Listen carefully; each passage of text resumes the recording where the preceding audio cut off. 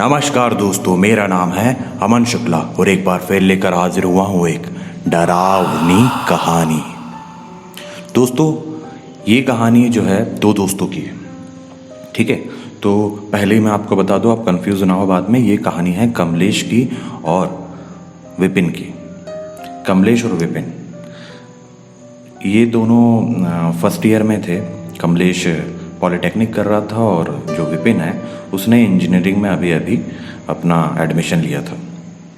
तो क्या होता है कि जब फर्स्ट ईयर की बात होती है ना, तो काफ़ी कुछ नया नया होता है ना। स्टार्टिंग में तो घर से दूर रहो तो कितना बुरा लगता है, लेकिन बाद में धीरे धीरे इतना अच्छा लगने लगता है कि घर की याद ही नहीं आती। कॉलेज के दिन होते ही कुछ ऐसे हैं। तो ऐसे ही कुछ लाइफ विपिन और कमलेश की भी चल रही थी। अब क्या होता है कि विपिन जो होता है, विपिन को साइकिल का बड़ा शौक रहता है। वो उसके पास भी एक साइकिल थी जिससे वो 12th क्लास तक अपनी कोचिंग और स्कूल जाया करता था। लेकिन ना अब क्या होता है, क्योंकि फर्स्ट ईयर होता है विपिन का और कमलेश तो पॉलिटेक्निक कर रहा था तो उसका सेकेंड ईयर था। तो क्या होता है कि ये दोनों एक ही क्षेत्र के होते हैं, तो साथ में रह रहे होते हैं।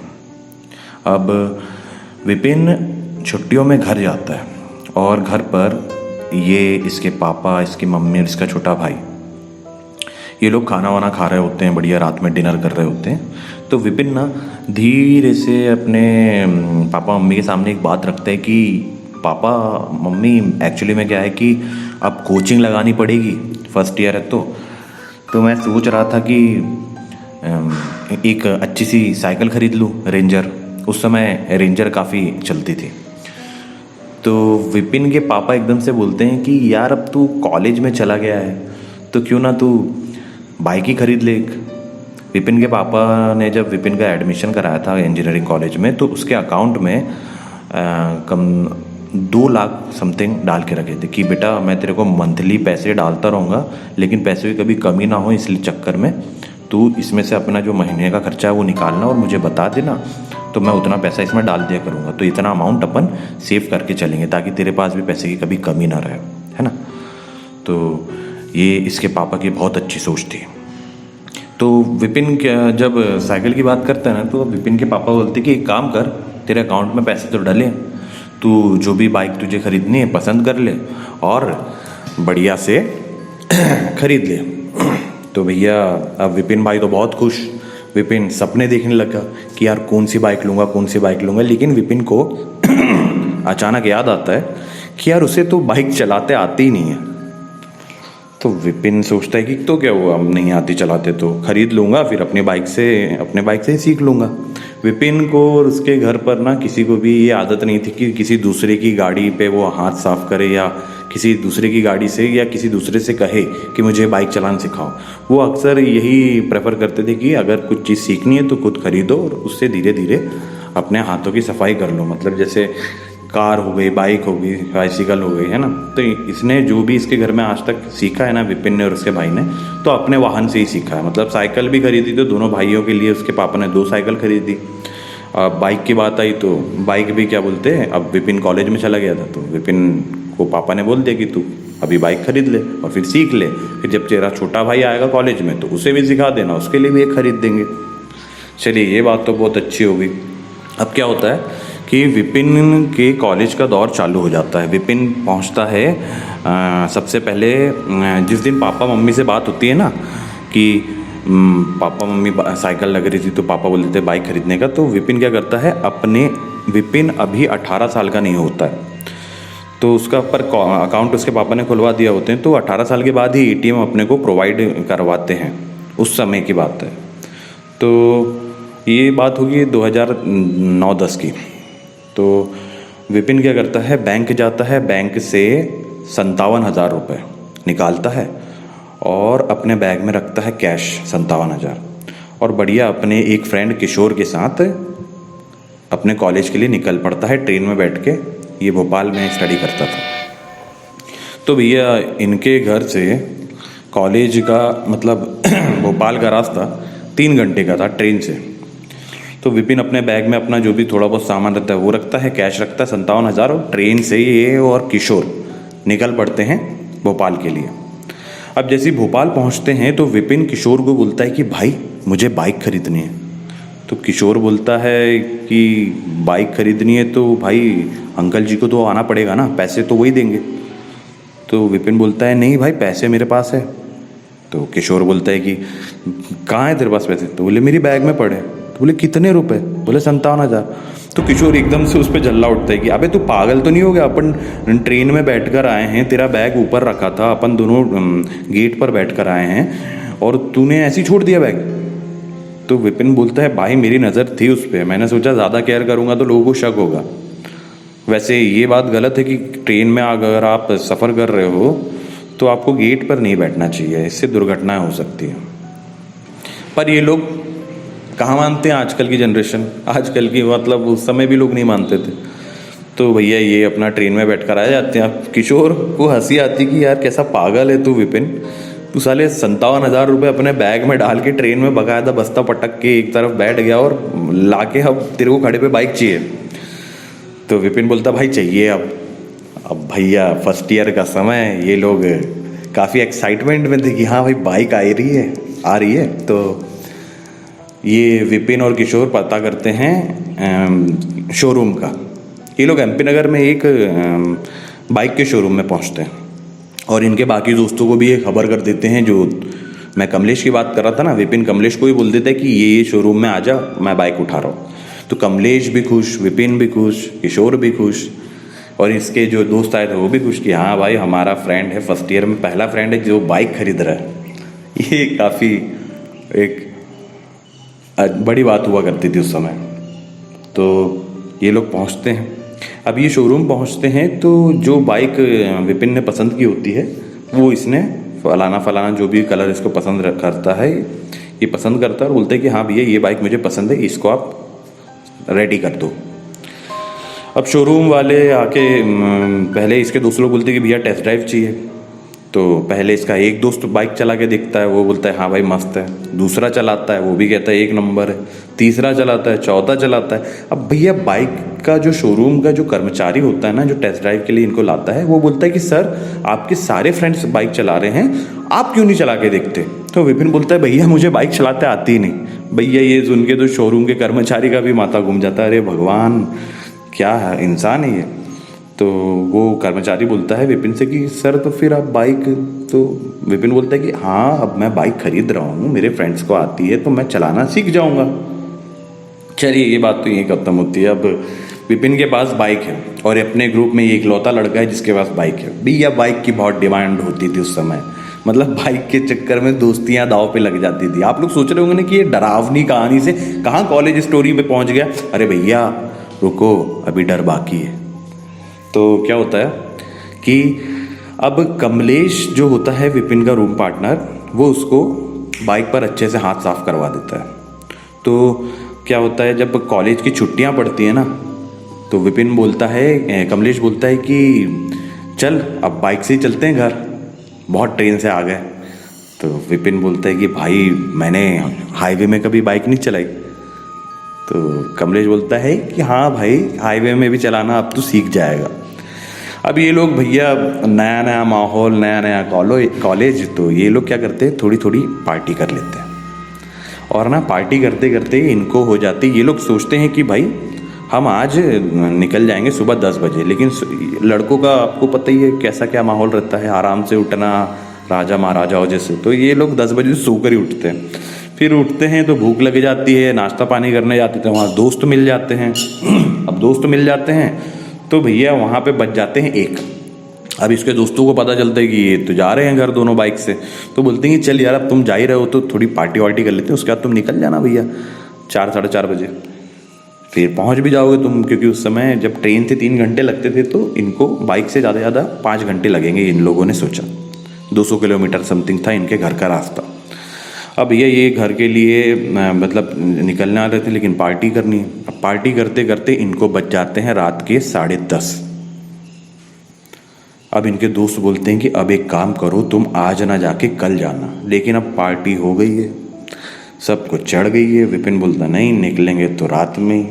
कमलेश भी कम नहीं पड़ता, वही बोलता नहीं भाई रात में भी अपने को गाड़ी चलाने की आदत है, अपन चला लेते हैं। तो इनके दोस्त काफ़ी समझाते हैं लेकिन ये लोग नहीं मानते। तो ये क्या करते हैं, बढ़िया अपना जो खाना बनाया होता है ना इन लोगों ने, तो ये बढ़िया अपना खाना वाना खाते हैं और 11 बजे करेक्ट अपने रूम से निकल पड़ते हैं भोपाल से अपने घर की तरफ। शुरू के 1 घंटे तो बाइक चलाने में बड़ा मज़ा आता है, बहुत अच्छा लग रहा है कि हाँ भाई बाइक से नाइट में सफ़र कर रहे हैं, पूर्णिमा की रात है, हल्का हल्का मतलब पूरी रोशनी है, चांद की रोशनी और सितारों की रोशनी, और हाईवे बड़ा अच्छा लगता है क्योंकि अभी तक इनसे कोई प्रेत नहीं टकराया था। अब क्या होता है, ये लोग जब खाना खा रहे होते हैं तो इतना खाना नहीं खाते हैं कि भैया नींद आएगी करके तो 1-1.5 घंटे ये अपनी बाइक चलाने के बाद सोचते हैं कि यार किसी ढाबे में चलते हैं और एक काम करते हैं कि वहाँ से कुछ चखना पैक करवाते हैं, थोड़ी बियर लेते हैं और रास्ते में जंगल में कहीं बैठ के अपन आनंद लेंगे अपनी बियर का। और इस समय का बार बार ऐसा माहौल नहीं मिलता। कमलेश और विपिन निकल पड़ते हैं भैया ढाबे की तरफ। ये जैसे ही देखते हैं ढाबा तो वहाँ पे जाके अपनी बाइक खड़ी करते हैं और ढाबे वाले से पूछते हैं कि खाने में क्या है। तो कमलेश तुरंत बोलते हैं कि काम करना भैया, चिकन होगा तो चिकन करी पैक कर देना। सबसे पहला गलत काम, अगर आपको खाना था तो वहीं खा लेते, लेकिन इन लोगों ने चिकन करी पैक करवाई। विपिन भी नया नया नॉनवेज का शौकीन हुआ था तो वही बोलता है बढ़िया भाई, 1 नंबर। और ये लोग अपना जो भी ड्रिंक्स ये लोग कर रहे होते हैं वो अपना लेते हैं और वहाँ से पैक करा के सब पार्सल करा के निकल पड़ते हैं। क्योंकि ये रास्ते में एक घाट पड़ता था जहाँ पे ना बहुत ही प्यारा पिकनिक वाला माहौल, और अधिकतर वहाँ पे मालूम बरसात के समय लोग जब पानी नहीं भरा होता था तो वहाँ पे लोग पिकनिक मनाने जाया करते, लेकिन वहाँ पे ना दुर्घटनाएं भी काफ़ी होती थी। पर ये लोग तो इन सब चीज़ों से अनजान थे। ये लोग फर्स्ट ईयर में थे, मतलब विपिन फर्स्ट ईयर में था और कमलेश का भी सेकेंड ईयर था, और ये मतलब अभी तक ये मतलब ज़मीन से निकल ही रहे थे तो इन्हें ये सब चीज़ों का पता नहीं था। ये लोग उस घाट पे गाड़ी रोकते हैं और गाड़ी रोक के बाकायदा एक बढ़िया से स्पॉट देखते हैं और वहाँ बैठ के अपना पीना खाना चालू करते हैं।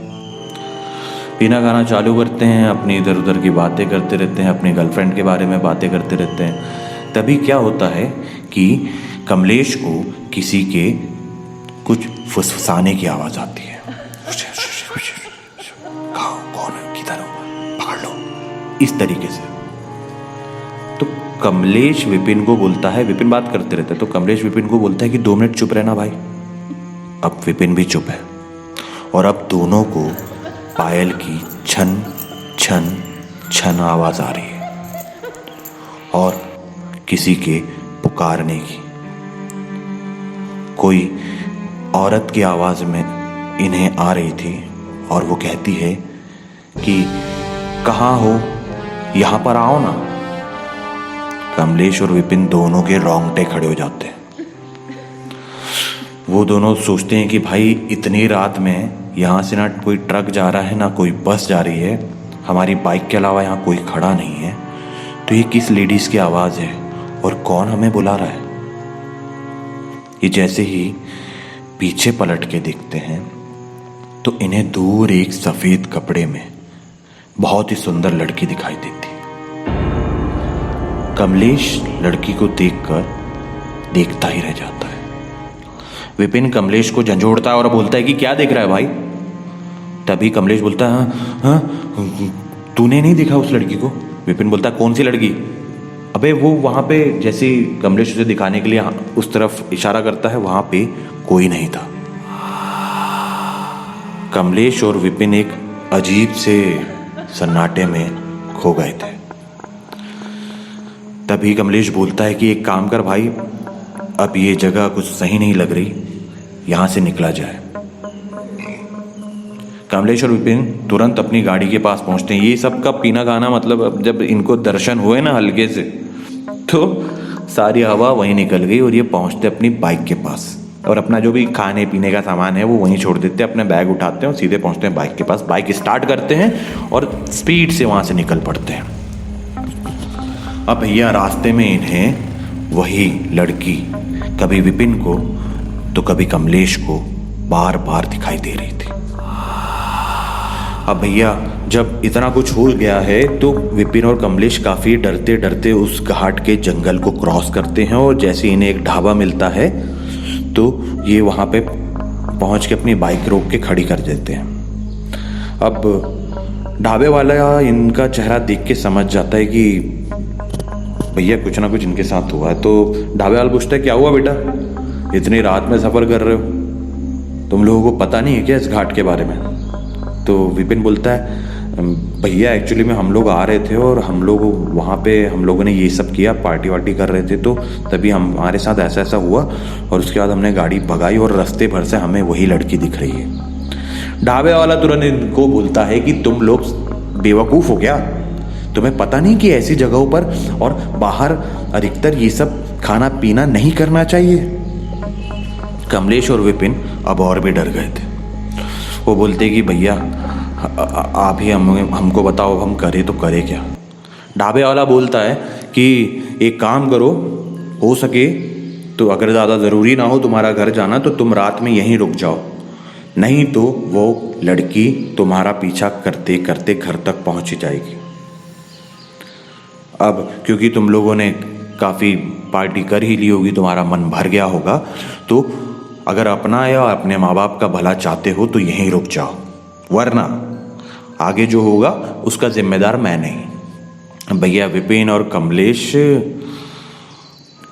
दोनों मतलब इसी विचार में थे कि भैया एक काम करते हैं, अपन तो रुक जाते हैं, क्योंकि इन लोगों ने अपने घर वालों को बता दिया था कि हम दिन ही दिन में आएंगे। तो जैसे ही रात हो जाती है तो इनके घर वाले इनसे पूछते तक नहीं हैं कि अगर आज नहीं आए तो कल आ जाएंगे, ये सोच के इनके घर वाले इन्हें परेशान नहीं करते। और ना ही अब ये लोग भी पार्टी वार्टी में व्यस्त थे, तो भाई साहब इनको भी घर पे बात करने का समय था नहीं। अब ये सब विपिन और कमलेश यही सोचते हैं कि भैया एक काम करें, रुक जाते हैं, क्योंकि अगर ना इसके आगे ये बला दिखी तो ना मुझसे गाड़ी चलने वाली है और ना मैं कहीं जा पाऊंगा, क्योंकि एक अजीब सा आकर्षण था इस लड़की में। जैसे विपिन ने नोटिस किया था कि कमलेश उसको देखता ही रह गया था, और उसके बाद जब गाड़ी चलाते चलाते विपिन को भी वो लड़की दिखी तो उसमें कुछ ना कुछ ऐसा आकर्षण था कि वो इन्हें घेर लेती। दोनों ने यही सही समझा कि ढाबे वाले भैया से बोला कि भैया हम यहीं बैठ जाते हैं। तो ढाबे वाले भैया बोलते हैं कि कोई टेंशन लेने की ज़रूरत नहीं है, तुम लोगों बच्चों तुमको कुछ खाना हो तो खा लो, आराम से वो जो खटिया पड़ी है वहाँ पे आराम से लेट जाओ और सो जाओ, क्योंकि अब जैसी सुबह होगी उसके बाद तुम नहा धो के बाकायदा सामने हनुमान जी का मंदिर है वहाँ पे दर्शन करना और उसके बाद सीधे अपने घर जाना। और ये सब पार्टी वार्टी मत किया करो, ये सब तुम्हारी एज के लिए नहीं है और वैसे तो नहीं करना चाहिए ये सब, ठीक है? और कभी करो तो अपने सेफ जोन में करो। भैया इन लोगों से ढाबे वाले अंकल जी ये बोलते हैं और वो चले जाते हैं अपना। और यहाँ पे टीवी भी चलती रहती है, ये ढाबा रात भर खुला रहता था, तो ये लोगों को नींद तो नहीं आती है, ये लोग रात भर टीवी देखते हैं, सुबह उठते हैं, नहाते हैं, बजरंग बली के पैर पड़ते हैं कि बजरंग बली भला किया आपने जो बचा लिया, और वहाँ से सीधे निकलते अपने घर। और उसके बाद दोबारा रात में ना सफ़र करने की जब भी बारी आती है ना तो ये लोग मना ही करते हैं, क्योंकि एक बार वो उस बला का दर्शन कर चुके थे। और ना मेरा भी कहना यही है कि अगर ना किसी काम के लिए कोई बार बार मना कर रहा हो ना कि भाई अभी मत जाओ, रात का समय है ना, तो मान लेना चाहिए बात, क्योंकि अगर आप नहीं मानोगे ना तो उसका नतीजा भुगतने के लिए भी तैयार रहो। या तो अपनी हरकतें सही रखो। अगर ये लोग वहाँ पे जंगल में बैठ के पार्टी वार्टी नहीं करते तो इन लोगों को, मेरे को ऐसा लगता नहीं कि ऐसा कभी होता, क्योंकि हमने भी कई बार नाइट में ट्रैवल किया है, बाइक से किया है, लेकिन हम लोगों का ऐसा नहीं कि भैया ड्रिंक व्रिंक कर रहे हैं, पार्टी वार्टी चलते चलते एकदम घर जा रहे हैं, हमने कभी ऐसा नहीं किया। तो और मुझे वैसे भी शुरू से इन सब चीज़ों में काफ़ी इंटरेस्ट था, तो मुझे पता था क्या करना है क्या नहीं करना है। तो मेरे दोस्तों को मुझ पर काफ़ी भरोसा था और वो हमेशा कुछ भी करने से पहले मुझसे पूछते थे। अगर इन लोगों ने पार्टी कर ली होती थी तो मैं मना कर देता था कि भैया नाइट में कहीं जाने की ज़रूरत नहीं है, और जहाँ तक हो सके आपको सुनसान जगहों पर इस तरीके की हरकत नहीं करना चाहिए। तो दोस्तों यही थी मेरी एक एडवाइस आप लोगों के लिए कि अगर आपके साथ का या आप भी अगर ऐसा कुछ करने जा रहे हैं तो प्लीज़ सेफ जोन में रह के कीजिए, और ये सब करने के बाद ना बाहर किसी को चैलेंज ना कीजिए, और कहीं पर मतलब इस इरादे से आप प्रकृति के सौंदर्य का लुत्फ लीजिए, होश में लीजिए तो ज़्यादा अच्छा रहेगा। ठीक है, क्योंकि ज़िंदगी बहुत कीमती है और ये एक ही बार मिलती है। तो मेरा तो यही सजेशन है कि आप लोग हमेशा सावधान रहें, और अगर कोई आपको बोलता भी, ऐसा कोई आइडिया भी देता, तो उसे जयराम जी की बोलिए और अपनी लाइफ में व्यस्त रहिए। तो ये थी कहानी, और मैंने आज आप लोगों को एक भी बार नहीं कहा कि हमें सब्सक्राइब कीजिए। तो अगर आप मेरे चैनल पर नए आए हैं तो हमारे चैनल को सब्सक्राइब कीजिए, कहानी को लाइक कीजिए, शेयर कर दीजिए अगर ज़्यादा अच्छी लगी हो तो, और कमेंट करके हमें बताइए कि कहानी कैसी लगी। और बने रहे मेरे साथ। मैं आपका बस यही एक चीज़ चाहता हूँ कि आपका जो कीमती वक्त मैं लेता हूँ ना, तो आपका एंटरटेनमेंट भरपूर हो, ठीक है। तो बने रहे मेरे साथ। मैं हूँ आपका दोस्त अमन शुक्ला, और लाता रहता हूँ डरावनी कहानियाँ। धन्यवाद।